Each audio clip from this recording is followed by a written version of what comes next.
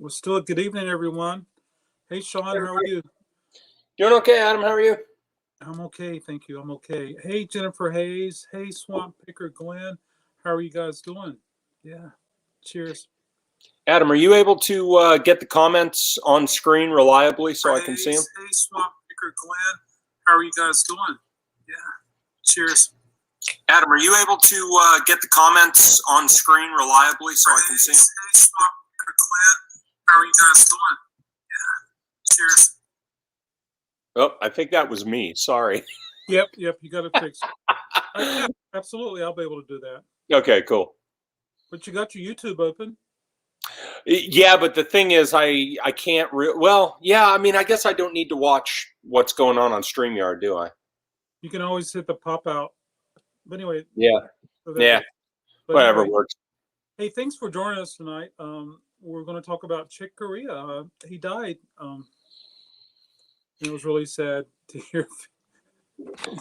Somebody go check on Roy Haynes and Herbie Hancock and Wayne Shorter and Ron Carter. Make sure they're okay. Well, there's a whole list we could go down, but yeah. Yeah. But it was really sad to get the news today. Chick Corea, wonderful piano player. He played with lots of people. He formed a group, Return to Forever. He was with Gary Burton. Sean, carry on. Dave Holland. A lot of the stuff he did with Dave Holland was amazing. I mean, Chick Corea is, when it comes to absolute piano legends in jazz, I mean, that guy is certainly one of them. But his influence went way beyond jazz too. I mean, his influence went over into rock and things like that. I mean, one rock band that comes to mind right off the bat that probably would not sound anything like they did without Chick Corea is Steely Dan.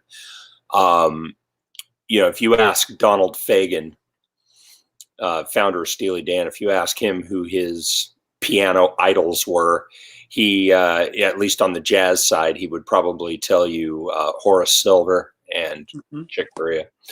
And of course, the Horace Silver one is kind of obvious considering Ricky Don't Lose That Number, completely ripped off Song for My Father, but I digress. Absolutely, yeah.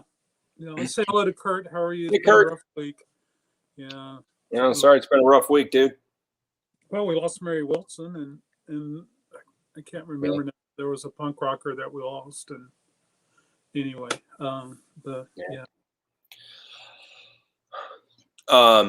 Chick Corea. I mean, I only have 4 things at the shop, and they're all CDs, and one sold this afternoon on eBay. This is the Electric Band. That's a great disc. Yes, absolutely, yeah. And then this is the one that sold. I have to ship it out tomorrow. Ooh, I don't think I've ever seen that. This is Trilogy 2. Okay. 2 discs. I'll keep an eye out for that. Beautiful, beautiful, beautiful. I'll probably rip it before I sell it just so I can listen to it this week. And then Compact Jazz, Chick Corea, and Alive, Chick Corea Acoustic Band. Oh. Yeah. Very cool. But, Chick is popular. His records sold, Return to Forever sold, and of course, was it 3 Miles Davis records he was on?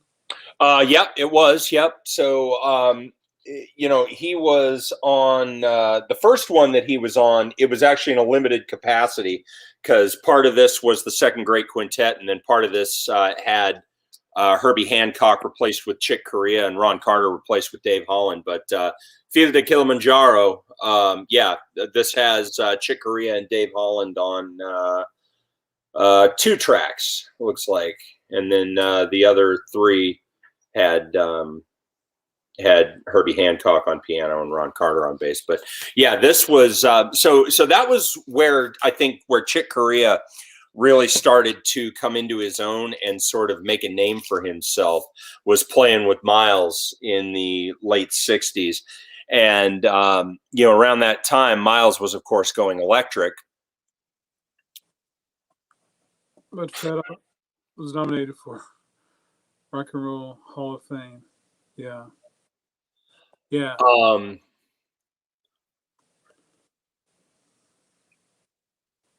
Yes. About the Rock and Roll Hall of Fame. Yeah. Yeah. I'm still trying to wrap my head around the fact that Iron Maiden is up for induction in 2021. How in the hell is Iron Maiden not in the Rock and Roll Hall of Fame yet? But whatever. I guess it doesn't suit Jan Wenner's personal taste. So yeah. Hello, Doc. How are you tonight? Mary Wilson and now Chick Corea, and you just watched the Alice Cooper new single. I haven't seen Alice Cooper, or I haven't heard Alice Cooper's new single. I'll have to check that out. I haven't either. Yeah. Yeah. So, in a, you were. Oh yeah. So I was saying that Chick Corea, as great as so many of his leader albums are under his own name, man, the stuff that he played on as a sideman is just incredible. And in addition to that, Miles Fil de Kilimanjaro, there was also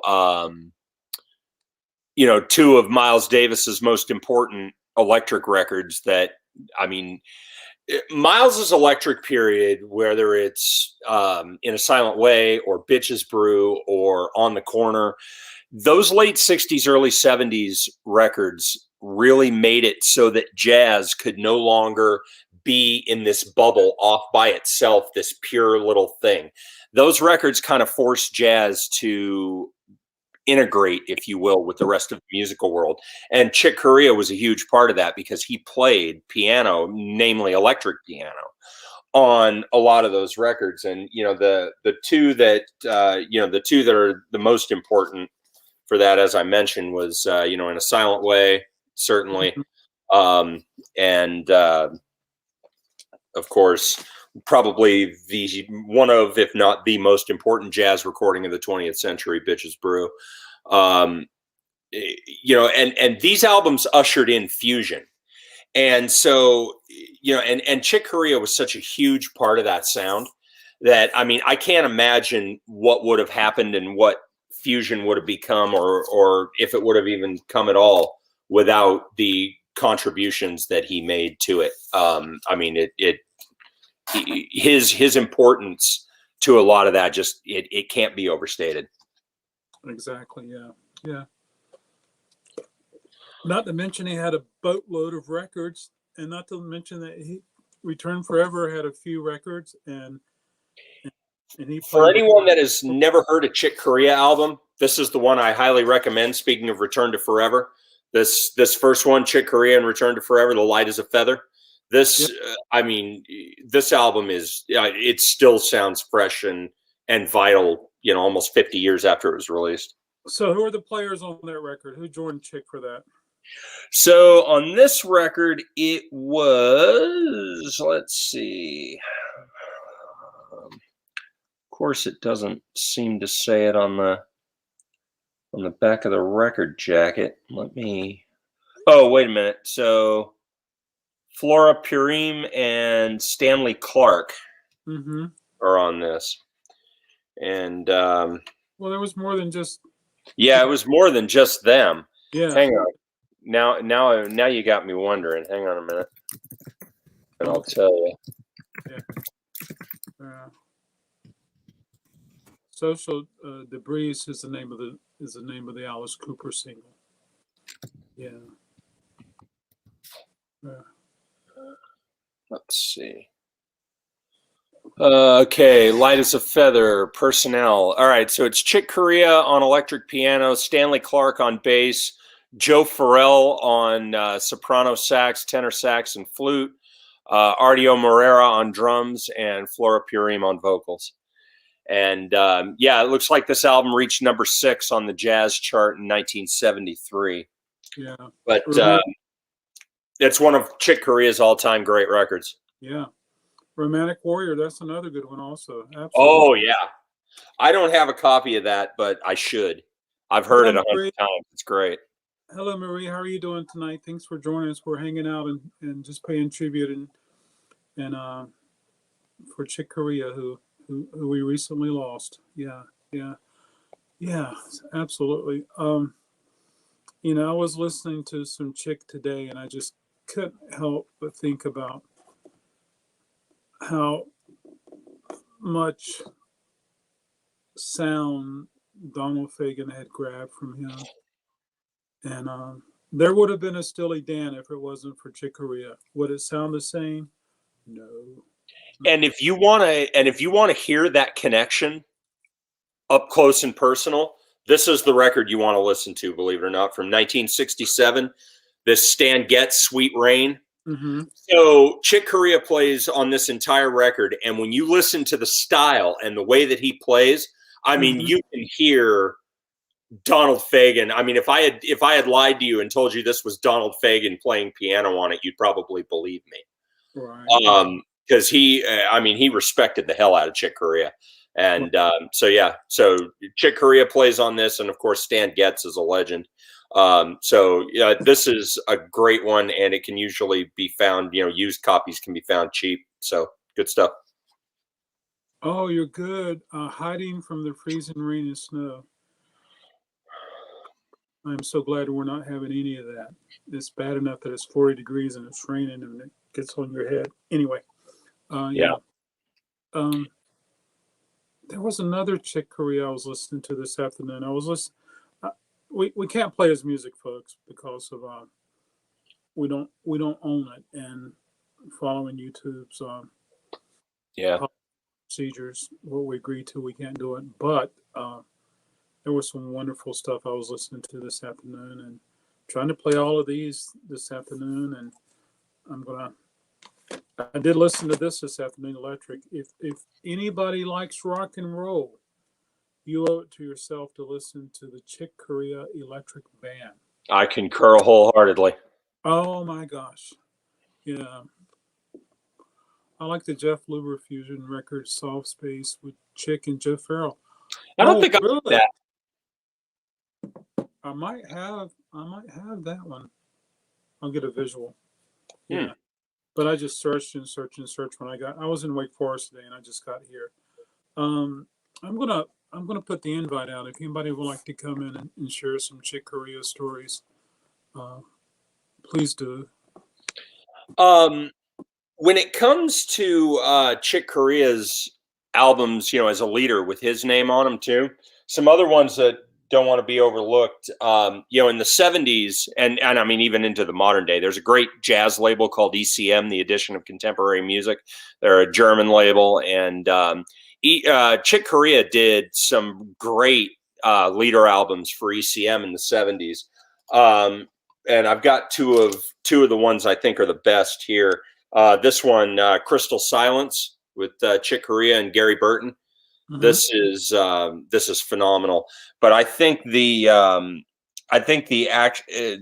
just best one that he ever did for ECM was this one with Dave Holland and Barry Altschul. This record, it's called Arc, and oh my God, is it good! Wow. Hello, Adam. How are you doing tonight? Yeah, the Chick Corea Electric Band is an amazing album. I agree with you. Yeah, it is. I love that. Yeah. Wow. I don't have Soft Space. I will show it to you. Yeah. And the other thing about him too is that, as good as he was and as important as he was in the grand scheme of jazz history, the guy never really seemed to let that go to his head. Like every interview that I've ever read with him, or any interview I've ever seen with him, the guy is always just grounded, down to earth, totally nice guy, level-headed. And there's really something to be said for talented musicians who have to know that they're talented, but still, can keep that in check and not let it go to their head, right? And he was totally that guy. Yeah. I was watching Rick Beato this afternoon, and he was playing Chick Corea's music, and he was talking about some of the things that Chick had done within the last 12 months, and he was really surprised to learn that not only he died, but that he died of cancer, and he didn't know he was sick.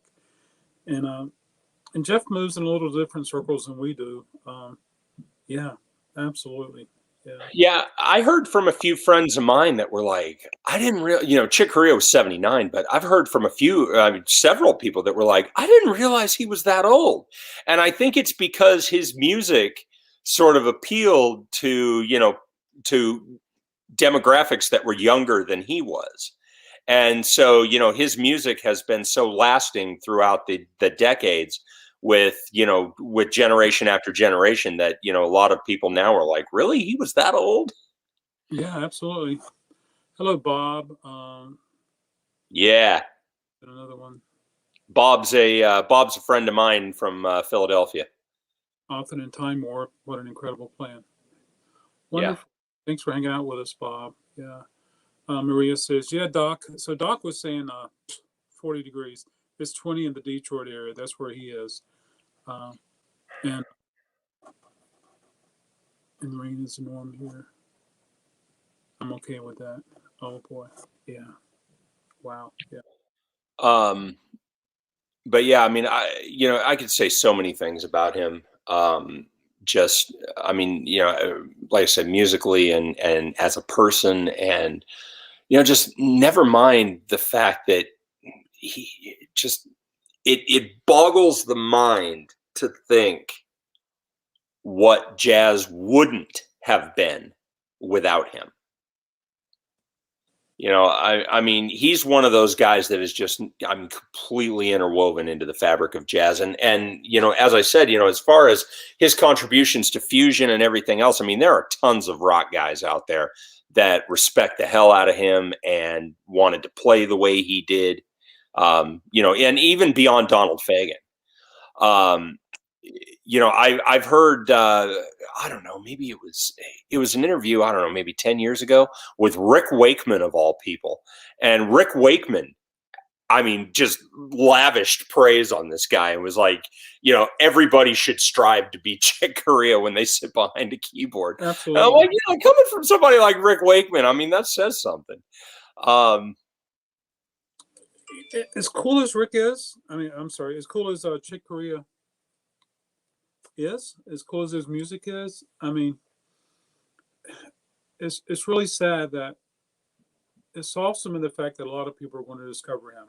A lot of people want to say, Chick Corea, let's see what he sounds like. And they're going to go to YouTube and listen to some of his stuff. And then they'll read articles and friends will talk about it and people will make YouTube videos. And so he'll be trending for a while. And it's a shame that we didn't do this a year ago and said, folks, check out Chick Corea. This is what he's done. So that tells me that we need to be doing this, folks. We need to be sharing music that we enjoy with everyone so everybody can enjoy it before we get to the point of saying they died. Amen. Yeah. And, I mean, to that point, right? And I think this has been a problem generally in the art world for a very, very, very, very long time, centuries even, is that so many artists, their music goes underappreciated or whatever their art is, right? Whether it's painting or sculpture or music, their art goes underappreciated until they're dead and they can't make anymore. That's true. Or they have an incident that takes in their life that prevents them from carrying on. Or they're just like, I'm just going to retire and kick back and hit play on my turntable and listen to my music. So there's been a meme going around on the internet for a long time about how when Weird Al Yankovic dies, there should be a concert where all of the original artists perform Al's version of their songs. And I'm like, why does that have to wait until he dies? He should be alive to see that. He would love that. Yeah, exactly. Yeah, yeah, that is so true. I know that this week I listened to some Supremes, and when someone does leave us, I find myself going down the trail of listening to their music. Absolutely. I think she's agreeing with Weird Al, and I totally agree with that too. I would love to. That would be so cool. That would be cool, wouldn't it? That would be cool. I hadn't heard that before, but hey, let's make it happen. Yeah, I would love to see that, and I know Weird Al would love to see that. But of course, Um, Michael's already left us, so Michael couldn't do it. Yeah, I mean, I think about Michael when he died. People knew his music inside and out. yeah, They really did. And when Chick died, a lot of people knew his music in and out, but not everybody. And not as many people as should. at least his children will see people have a new interest in their father. Yeah, yeah, absolutely, and I think that's important. Um, and I mean, there are so many. I mean, look at Warren Zevon when he died. What, maybe almost 20 years ago? I think I remember when Warren Zevon died, and everybody was like, "Wow, the only thing I knew of Warren Zevon's was Werewolves of London," and then they, but that sparked such a posthumous interest in his music. And, now I feel like his stature has, risen considerably, even though he was highly regarded among music buffs and critics. The general public, not as much, right? But after, I mean, there was a huge interest. And I mean, you can say that about so many artists. And you're right, Adam. I mean, it's sad that they don't get to be around to enjoy that. But for Warren, that's a good song to be known by. Yeah, Absolutely. Well, until Kid Rock comes and shits all over it. Oh wait, did I say that out loud? Oops. and then it's not one of those songs. Oh, that was trendy for a while. No, I don't want to hear it ever again. It's not one of those songs that Yeah. I like this band, but I never want to hear this song again. Oh yeah, that's an all-time classic. I've seen Chick live more than any of his Return to Forever Union shows were the best shows I've seen in any genre, especially the 2008 show. That is so awesome. That is awesome. See that. Um,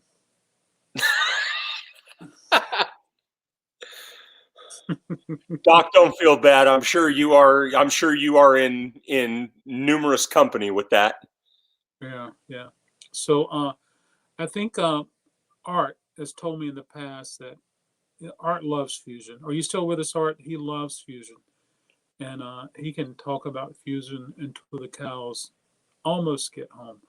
But and so Art likes Return to Forever, and he shared many things with me about that before. Adam says this right here: the Electric Band. I second that. Sean showed us the ECM. No, you showed us Chick Corea Return to Forever. Yeah, the light as a feather one. Yeah, Feather and and the ECM albums. Yeah, and so anything that he's touched has been gold, and anything that he's been part of is worth a listen. Oh yeah, Absolutely, yeah, that's so cool. I think about what one artist. Oh, you do know more songs than by the Archies. Absolutely. Probably Josie and the Pussycats for me, but I think about who's an artist that needs to be shared with before they die. Yeah, right now. I mean, we could come back tomorrow night, same time. Who would we talk about and share the music so people could get into them? And another. Well, I mean, if you want to, I mean, I'm not, not to keep it right into jazz, but I mean, a jazz guy that pops off the top of my head right away is Herbie Hancock. oh gosh, yeah. Herbie Hancock's another one of those guys, right? People know his music, but not enough people know his music. And the people who know his music, they may know this sound, or this sound, or they know that they may know that one song, Rocket. Yeah, which is a good song to know. And then Martin Beasy, stopped by in 2019, and he recorded Rocket, and he told me all about the recording experience. Yeah, and he stopped here at Record Crate, and amazing guy. Yeah, that's awesome.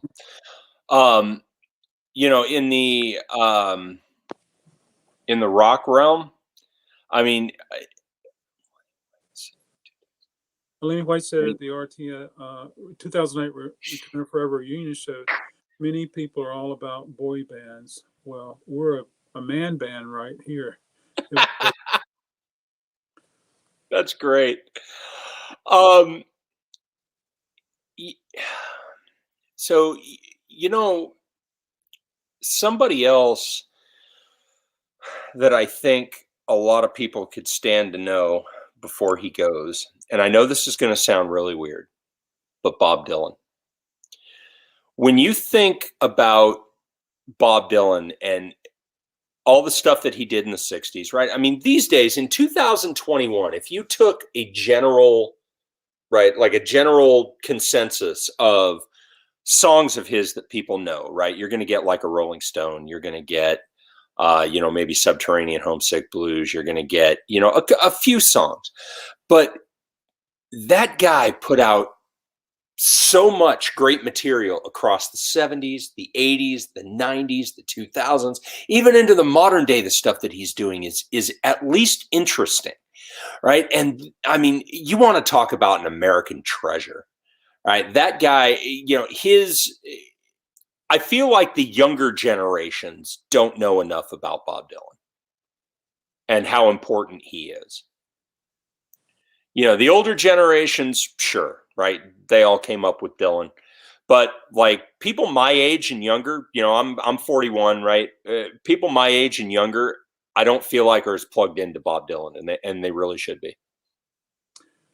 I see people buy Bob Dylan, and I see the different age groups that buy Bob Dylan, and I also see people reach out to friends. Which Bob Dylan record should I buy? And Well, that's good. Not only with Bob Dylan, but with a lot of bands, I see people afraid and like, oh, Aerosmith, I don't know this record. Okay, thank you. And they put it back rather than say, oh, here's an Aerosmith record I don't know. Yeah. I like Aerosmith. This should be pretty cool. Yeah. Sure. Even Van O' Wheel's like Bob Dylan. That's the guy that goes and hangs out with Doc Dacus on his live shows. I feel the same way about the band. Absolutely. Yes. Yeah. And of course, there's Bob Dylan connection with the band as well. Absolutely. The band made Bob Dylan sound much better. I'm still here. Chick also played on 3 Al Di Meola solo albums. That's right. I forgot about that. Yeah. A lot of Al Di Meola's stuff isn't really my bag, so I don't actually have. I don't think I have any Al Di Meola. The stuff that I've heard from him, I mean, it's not bad. It's just not my thing. But yeah, that's right. I remember reading that he was on those. You think it's because people get too caught up in the fact that he doesn't have a great singing voice? I hear that all the time. The man is a brilliant poet. He is. Yeah, could be. Bob has such a varied career. Some so good, some so. Yeah, I mean, I agree, and I mean, I think his most hit or miss decade was probably the '80s. I think some of Dylan's '80s albums, like Infidels and Empire Burlesque and Oh Mercy, are probably my favorite. I mean, among my favorite Dylan records all time. But then, interspersed with that, you have stuff like Saved and Knocked Out Loaded. And, and I mean, some of those records are just like, oh, are you kidding me right now? So yeah, Bob Dylan had some inconsistent periods, no doubt. But I mean, even at his worst decades, I mean, he still had plenty of diamonds in the rough, especially that album Infidels. And then of course, some people say Bob Dylan's music died when he picked up the electric guitar.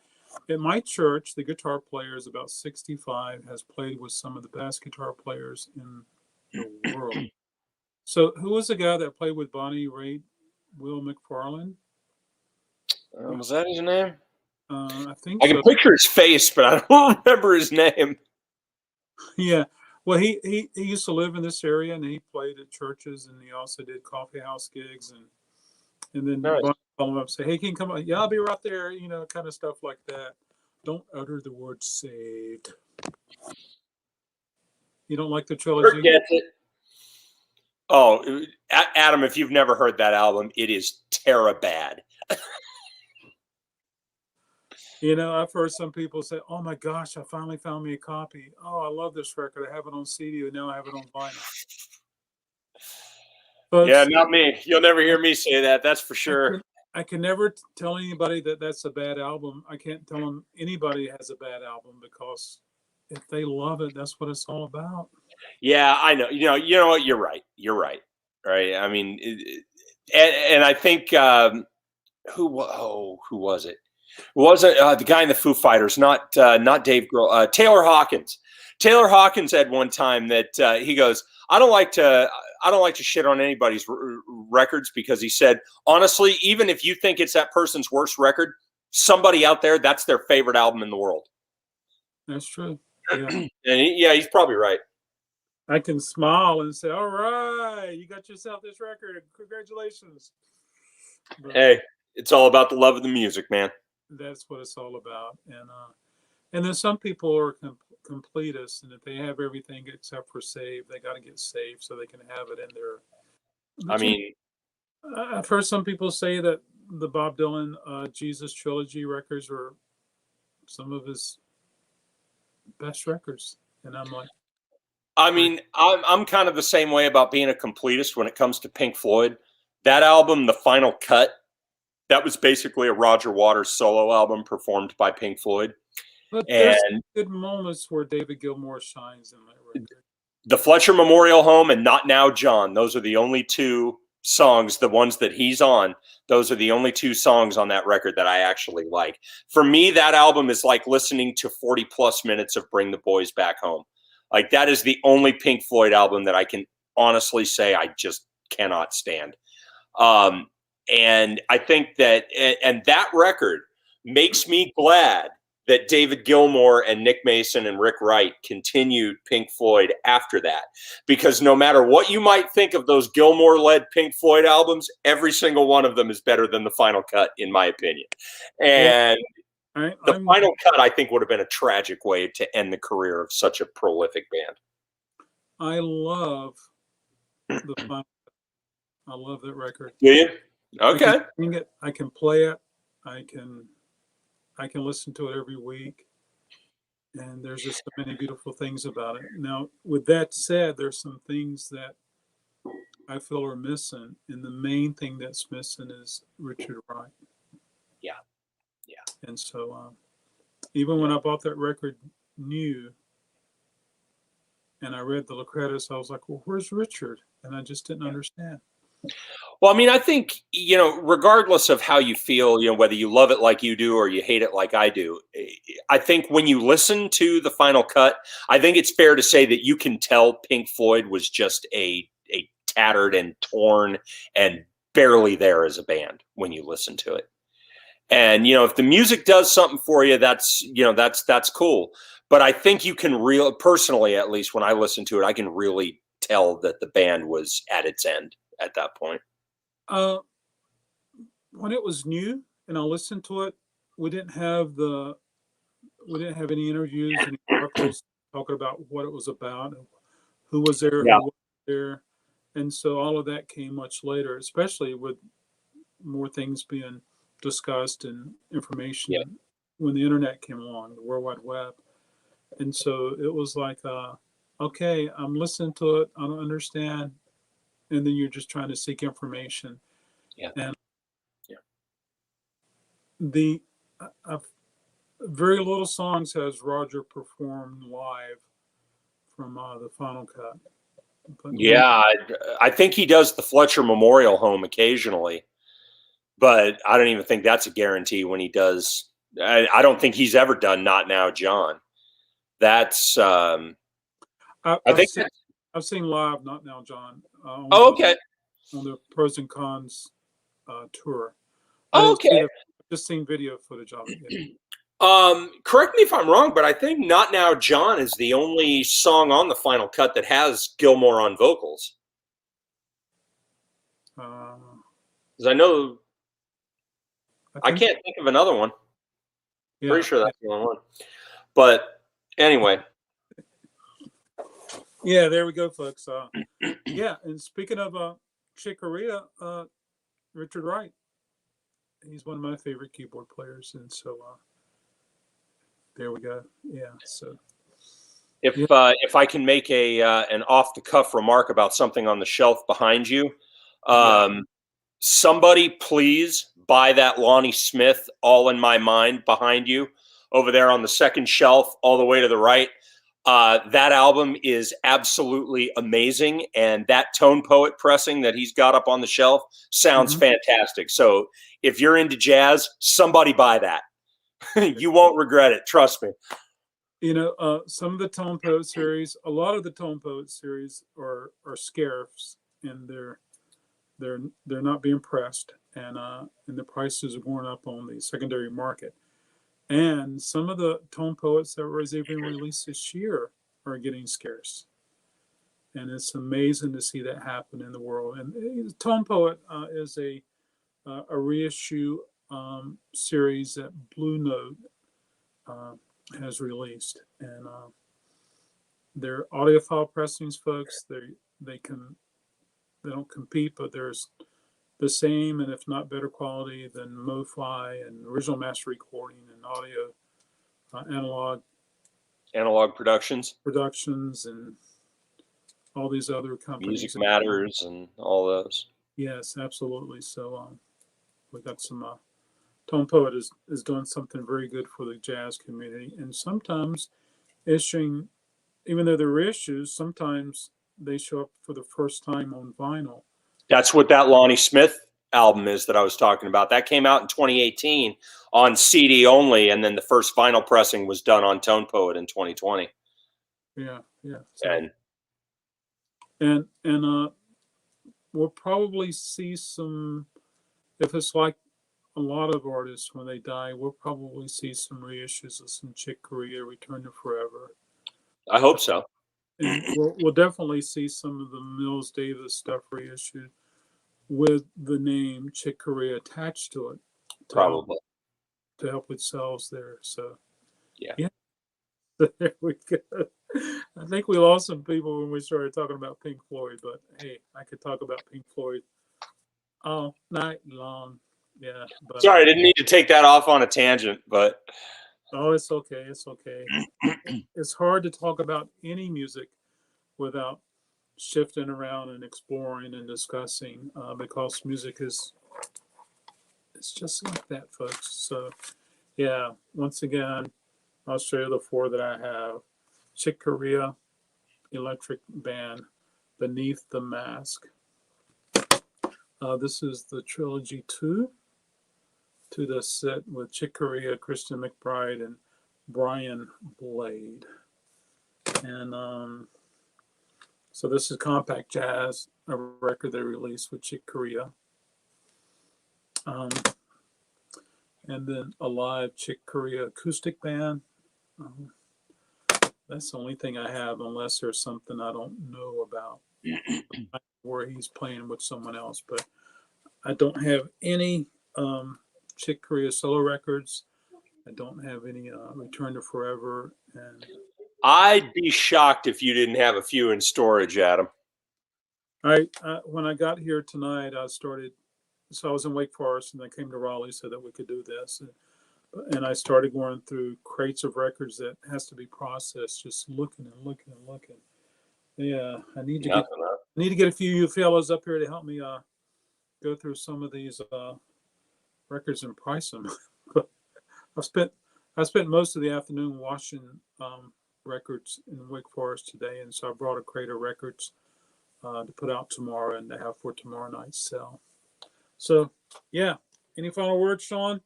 Any final words, anybody? Favorite record? How you discovered? Any stories? My only thing that I would leave this with, because it seems relevant, is a quote from Frank Zappa: "Without music to decorate it, time is just a bunch of boring production deadlines and dates by which bills must be paid." Well, absolutely. Such is life, huh? Yep. Wow. Did you listen to some Chick Corea this afternoon, Sean? No, but as soon as and that's just because I can't sit down and enjoy it because I have 4 kids, so I need to wait until the house gets quiet before I can enjoy it. So soon as we're done here, I'm going to get Ark on the turntable and enjoy that. Again, people, you ever find this, don't pass it up. This is the best thing Chick Corea did on ECM, and this thing is amazing. Very cool. Very cool. That's good to hear. Well, folks, if nothing more, just go to YouTube and listen to Chick Corea. You can enjoy the music without getting out there and spending a fortune on vinyl and CDs and cassettes and reel-to-reels and cool things like that. And get to know him. If you like rock and roll music, get to know the Electric Band, Chick Corea's Electric Band, and then or any of his electric stuff. Listen to Miles Davis's In a Silent Way and listen to Bitches Brew too, if you've never heard those, because you'll get a big lesson on Chick Corea's chops listening to that stuff. Next time, yeah, we're going to talk about Kiss next time, absolutely. And Doc Dacus will be joining us on, absolutely, yeah. You're so welcome, Kurt. Thanks for hanging out with us. And yeah, thank you, Kurt. It's always good to see you. Good to see you too, Doc. Yeah. All right. Good night, everybody. See you Take care, everybody. Thank you.